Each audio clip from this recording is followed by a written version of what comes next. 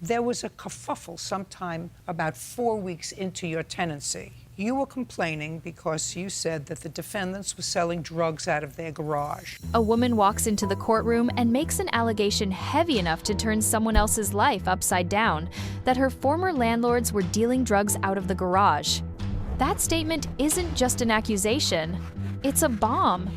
If people believe it, whether it's true or not, Rebecca and her fiancé Tim's reputations are more than enough to get dragged through the mud. And that's why the moment the names Rebecca and Tim are called, their first reaction is a blunt denial, no hesitation, no beating around the bush. Now, how long did you live with them? Roughly 4 weeks. Just prior to moving in with them, with whom were you living? I was living with my husband and my 3 children. Where? In a house that my mother and my stepfather owned and put up on the market in April of 2014. How long had you lived there? 2 years. But what makes this case dangerous isn't how shocking the allegation is. It's this. When Judge Judy starts asking what seem like routine questions, how long did you live there? What day did you move in? Where were you living before? The entire legal foundation of the story exposes a naked truth. There's no signed lease, no receipt for a security deposit, no paperwork solid enough to hold up in court. All that's left is testimony, a few Facebook messages, and a chain of events that lasted only 4 weeks but left serious consequences behind. Here, I want to pause for a second and be clear. In disputes like this, the law doesn't work like whoever is more pitiful wins. The law runs on a cold logic. The person making the claim has to prove it. Aja is the one suing, which means Aja has to prove at least 3 things. 1, she had the right to live there under some kind of agreement. 2, she paid the deposit, rent the way she says she did. And 3, which items are hers and are being wrongfully kept from her. Sounds simple, but if you walk in with cash and no receipt, a stay. Room rental arranged through scattered messages, no inventory list, no documents. You turn yourself into someone with no paper trail. And with no paper trail, you're weak from the starting line. Aja, the plaintiff, says that before moving into Rebecca and Tim's place, she lived with her husband and 3 children in a house owned by her mother and stepfather. And so the reason that you needed a place to live was because the house was sold? We were living there while they were fixing it up to sell, and we had reached the end of the renovations, so it was time to put it on the market. They did not give us a time that we had to move out, but I found this place for half the amount that we were paying, so I opted to move out, and it seemed like a good idea at the time. That house was being renovated for sale, and her family was in temporary mode all the way to the final stage. They had to leave so the sale could go through. While she needed a new place, Aja found a Facebook post. A room for rent, priced at almost half of what she'd been paying before.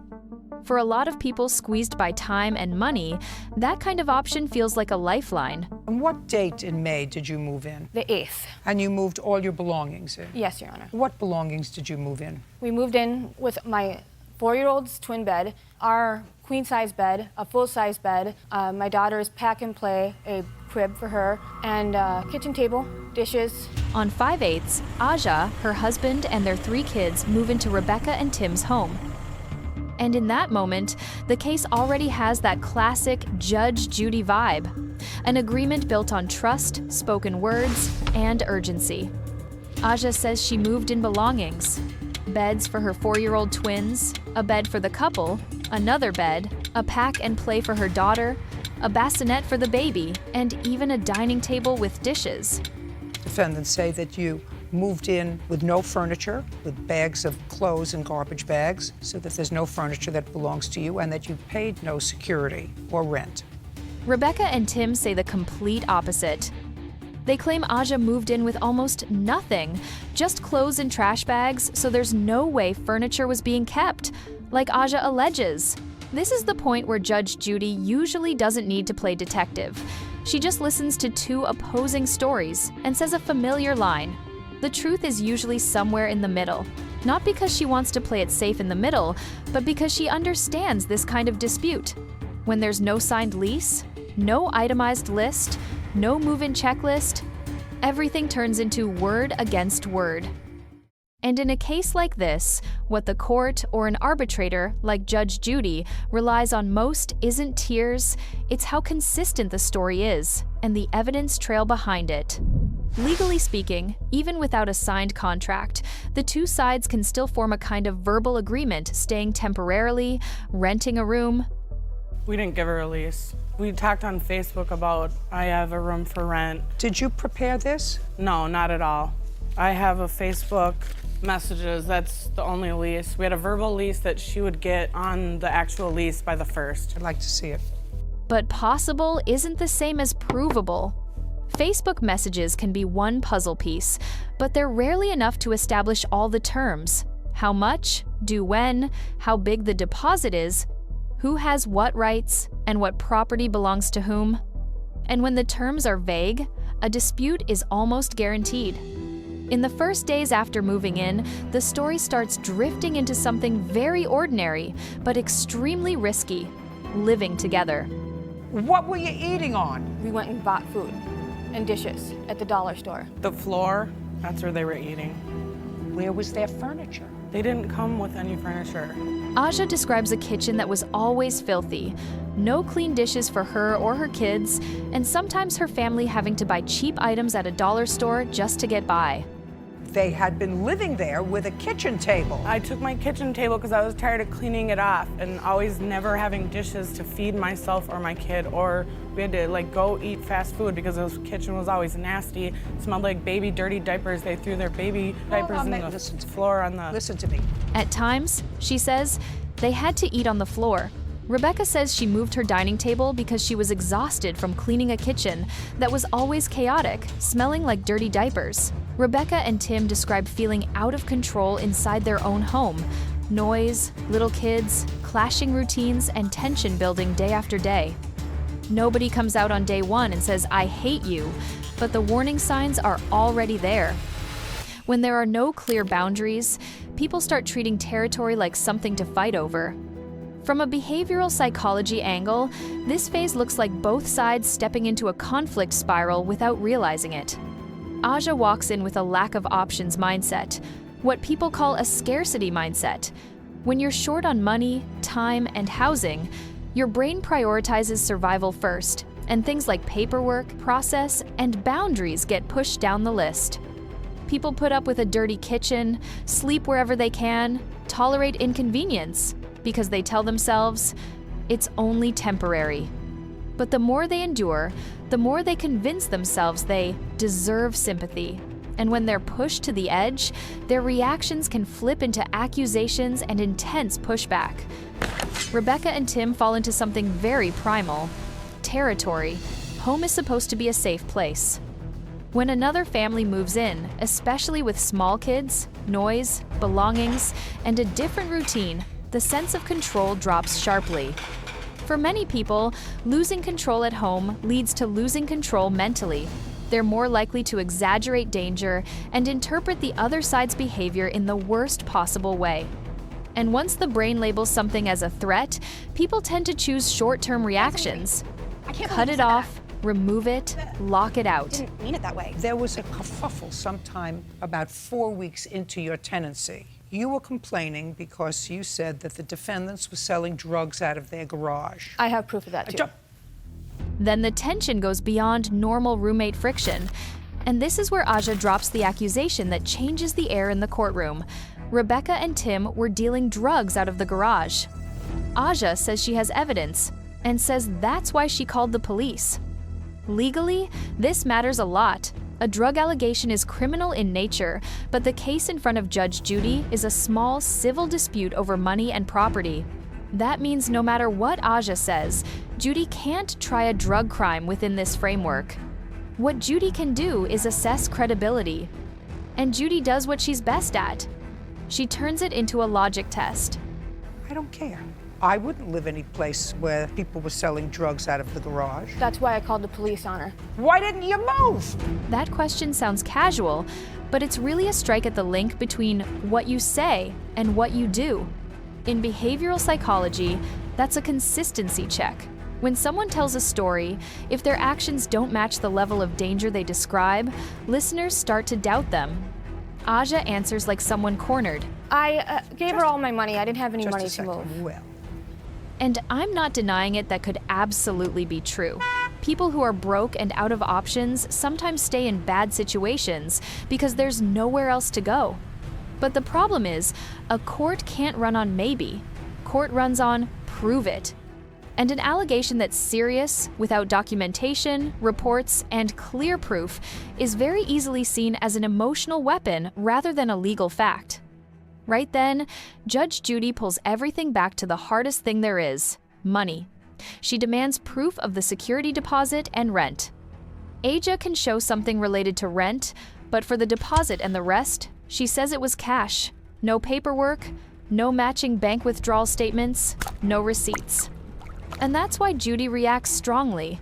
In civil disputes, cash with no documentation is a golden loophole for both sides. The payer can say, "I paid."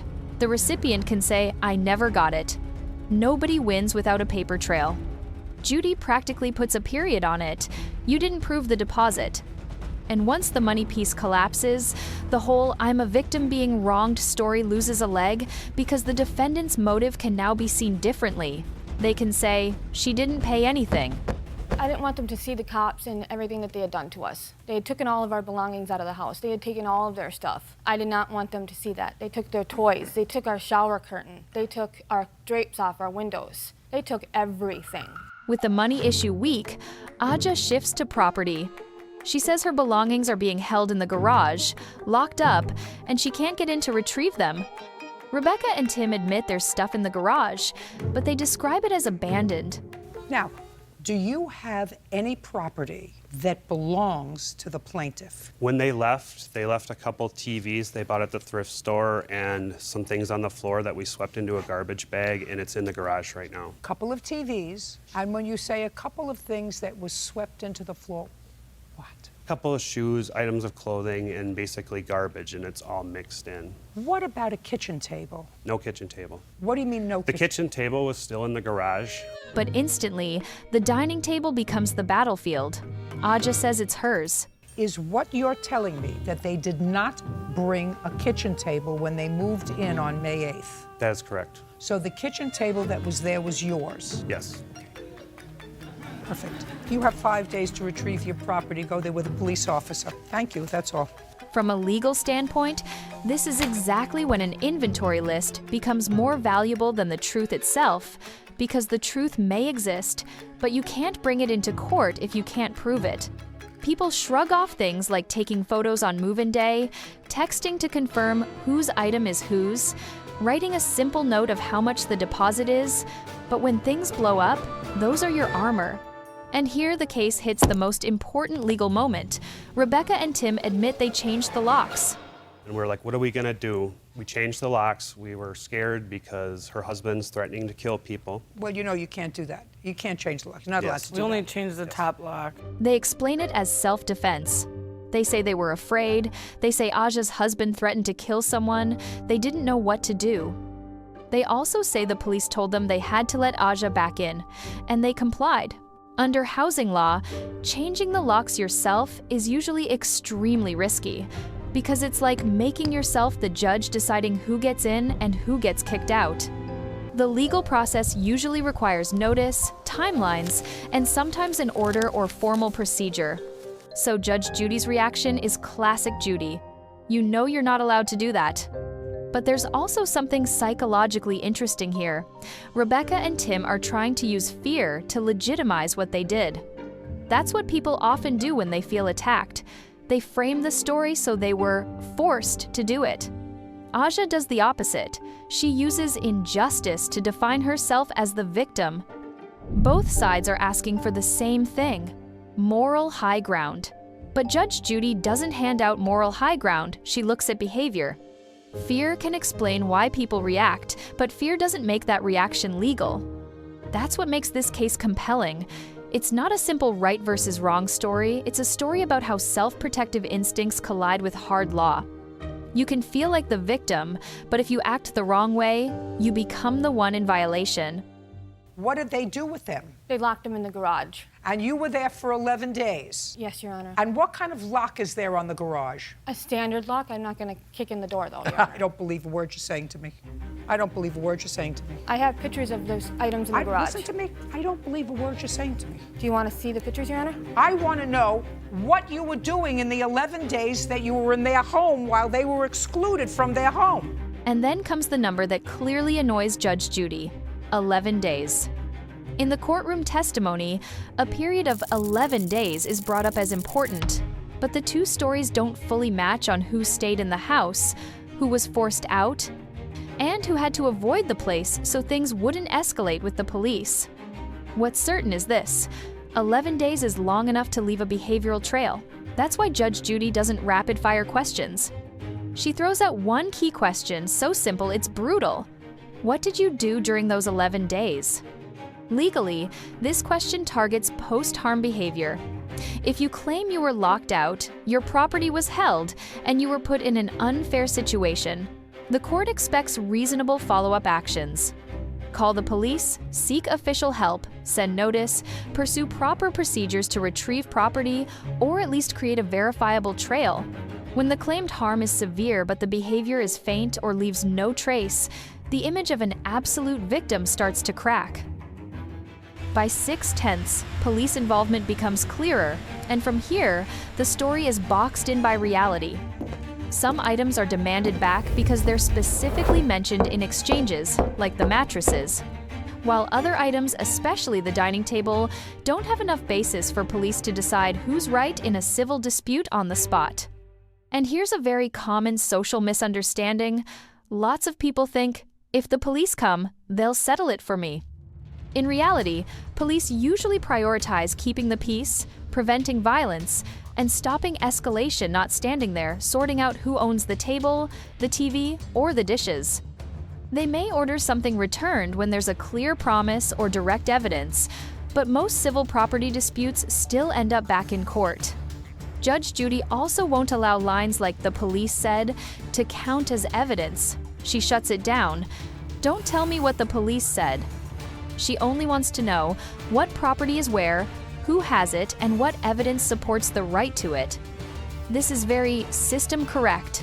A third party's words don't replace documentation. You can't win on hearsay. Listen, I want to resolve this as quickly as I can. Do you understand? In the end, Judge Judy does what she often does when the evidence is too weak to fully decide who's right and who's wrong.